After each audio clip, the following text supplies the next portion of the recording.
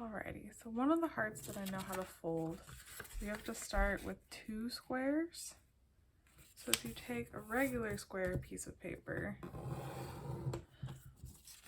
and cut it in half, then you have 2 squares. Alternatively, if you have regular paper like 8.5 by 11, I would just fold this in half and then fold both of these up to the center line.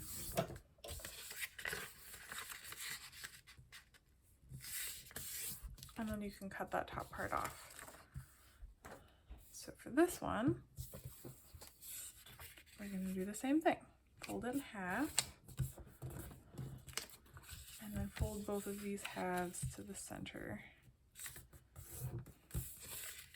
These are the 2 halves of your heart.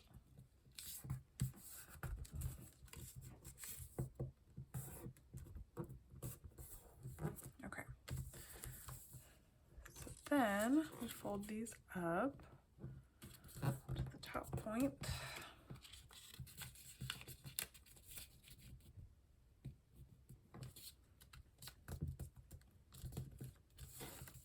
Fold them down. I guess this would be down. I don't know why I like to always be folding up, so I usually turn my work a lot. And then we fold the back one. Alrighty, and then we undo all of those folds. So now we're going to inverse that fold. And we're going to do a little mountain fold on both sides.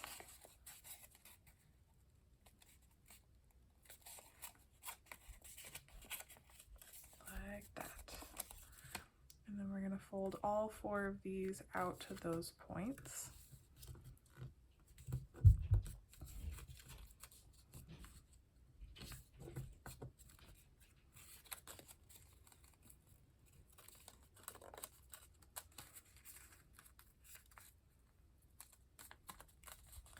And then usually I will just pick whichever side looks better. So this side is slightly more together. So then you just fold that part in the back. And then all 4 of these we fold into the center.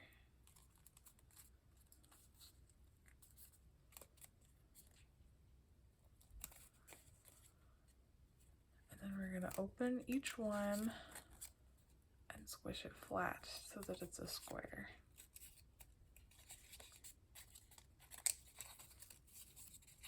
If you make it much smaller than this, you might need a toothpick or a pencil or something like that to get all the way into the corner.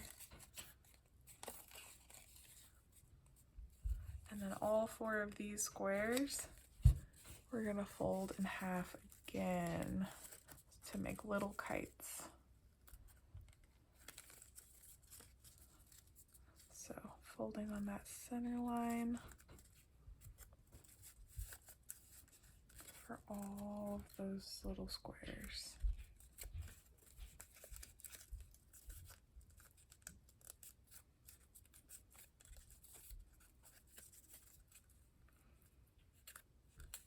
And this part, depending on which origami paper you're using, at the end step, sometimes the little center of the heart will stick up a lot, and then usually you can glue it down, but I find that just having it in a book or under something heavy for a little while will make a big difference.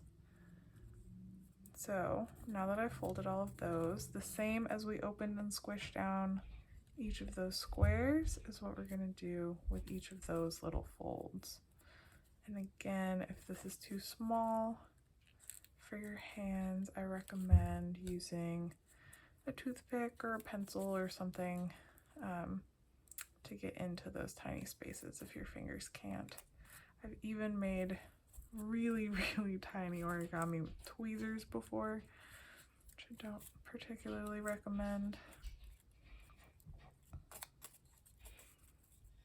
Once you have all of those, we just fold these little tips back on both sides, and there's your heart. And the nice thing about these hearts is that this part opens. If you wanted to put a little note, perhaps, you could write it in there. You can stand it up on its side, or this center pocket also opens on both sides if you wanted to put a note or something in there. So this one's a little more versatile than the other heart, but it definitely has problems staying squished flat sometimes.